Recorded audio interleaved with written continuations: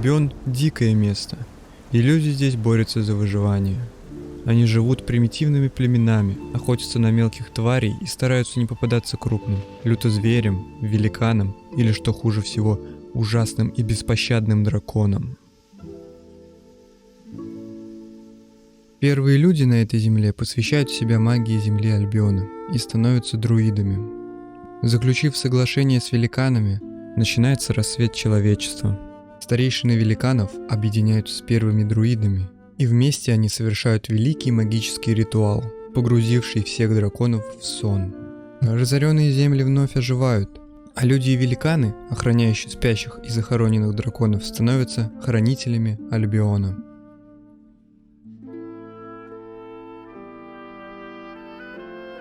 Именно от друидов и появился величайший человек Альбиона. Мерлин, по слухам обрёсший тайные знания, подслушивая сны драконов, или же, что еще хуже, говоривший с другими существами, живущими в недрах земли, становится мятежником, мечтающим объединить все народы Альбиона под одним знаменем. Он провозглашает пророчество. Однажды драконы пробудятся ото сна, и мы все должны быть готовы к этому. Мир Альбиона больше никогда не должен стать драконьими владениями.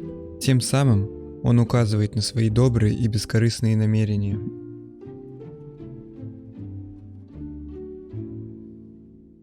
Несмотря на то, что друиды не одобряют действия Мерлина, они и не препятствуют ему. Мерлин начинает и объединять племена под руководством единого вожака. Он обращается за помощью к чародейке Моргане, и та создает великий меч Экскалибур, который способен сделать своего владельца королем Альбиона. Экскалибур становится первым в мире мечом. В нем соединены сильная магия и несокрушимая сталь. О тайной создании меча Моргане нашептывали демоны из глубин хаоса. Мерлин и Моргана начинают привлекать на свою сторону мелкие племена, даруя им железную броню и могущественное зачарованное оружие. Так появляются первые рыцари. Величайший из рыцарей получает Экскалибур и нарекается королем. Мощь армии рыцарей велика, и с ней приходится считаться остальным. Их столица – замок Камелот.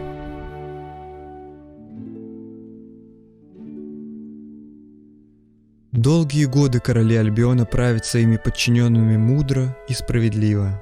Мерлин и Моргана служат им наставниками, следя за соблюдением рыцарского кодекса чести. Наступает расцвет королевства, но длится он недолго. Великий красный дракон Даутир пробуждается ото сна и ревом своим призывает собратьев.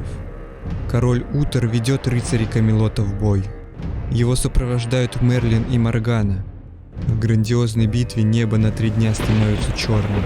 Когда наконец Альбион вновь видит свет, оказывается, что Камелот выстоял.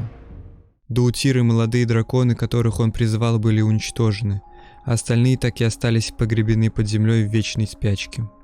На земле Альбиона вновь воцарился мир, но цена его была дорогой. Чтобы нанести последний удар дракону, король Утер пожертвовал собой, не оставив после себя законных наследников. Королевство оказалось в странной ситуации. Угроза миновала, и теперь некому стало управлять страной в мирное время. Мерлин начинает поиски незаконно рожденных потомков короля, а Моргана предлагает в качестве наследника своего сына. Им так и не удается договориться. Мерлин крадет меч Экскалибур и вручает его Артуру, провозглашая того правителем Альбиона. В ярости от совершенного Мерлином предательства, Моргана и ее сторонники поднимают восстание. В Альбионе начинается первая и самая страшная в истории гражданская война. Мерлин видит, что силы равны и никому не одержать победу. Он обращается к хранителям Альбиона и показывает им, как губительно война влияет на Землю. При этом Мерлин настаивает на том, что именно Моргана представляет величайшую угрозу для мира Альбиона со времен драконов. Он убеждает хранителей выступить на его стороне. Моргана вынуждена спешно отступить. Слишком гордая, чтобы принять поражение, колдунья обращается к темным силам за помощью. Ей отвечают демоны. Они предлагают свою поддержку в обмен на то, что Моргана выпустит их в свой мир. Моргана принимает условия и открывает на Альбионе врата в ад. Теперь, благодаря демоническим союзникам, ей есть что противопоставить Мерлину.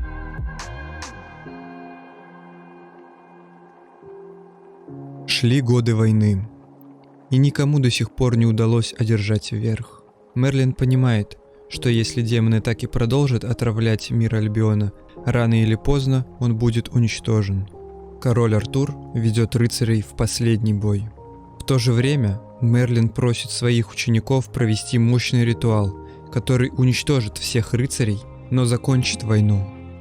Он не говорит, что в результате ритуала все ученики тоже погибнут. Когда битва достигает кульминации, Мерлин начинает ритуал. Он хватает Экскалибур и разбивает его. От сильнейшего взрыва погибает большая часть рыцарей с обеих сторон, а демоны изгоняются из мира Альбиона обратно в преисподнюю. Вслед за собой они утаскивают кричащую Моргану. Сам Мерлин исчезает без следа. На землю возвращаются древнейшие великаны. Альбион погружается в непроглядный туман, скрывающий его от остального мира. Постепенно израненная земля возвращается к жизни, кроме тех мест, где магия ритуала была особенно сильна. Как оказалось, у Морганы оставался последний козырь в рукаве. Когда колдунья поняла, что ей не спастись, она приказала своей высшей жрице бежать за море. С собой жрица унесла тайные знания, а также новорожденного ребенка Морганы, в надежде когда-нибудь вернуться на Альбион и найти способ спасти свою королеву из преисподней.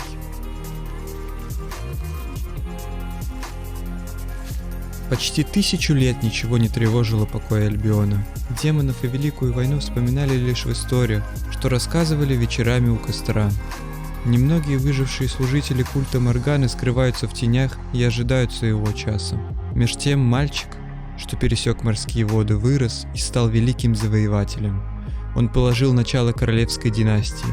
Древние тайны же, доставшиеся ему по наследству, были заперты под сводами старой библиотеки и всеми позабыты.